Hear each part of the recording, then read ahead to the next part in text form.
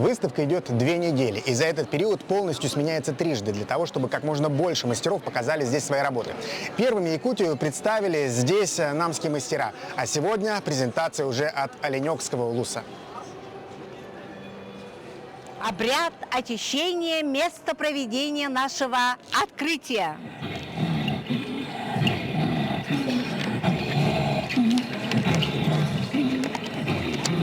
Оленёкская делегация подошла к презентации серьезно. Здесь и обряд очищения, и круговой эвенкийский танец.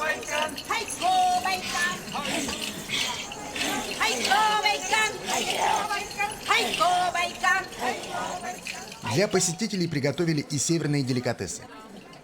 Конечно, колорит невероятный. Я даже поучаствовал вот в этом зажигательном танце. Это не просто выставка и не просто ярмарка. Это некий симбиоз огромного количества различных направлений. А сейчас здесь как никогда представлены различные регионы России. То есть это все нас объединяет. Да? И я, например, человек из Москвы, спокойно могу окунуться в энергетику и культуру Дагестана или Якутии, или какого-то другого региона.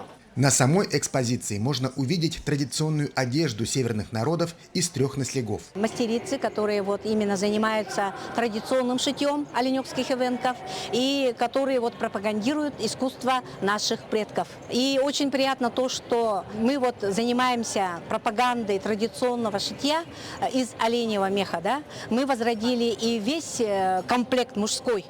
Это у нас нагрудное украшение народов Севера.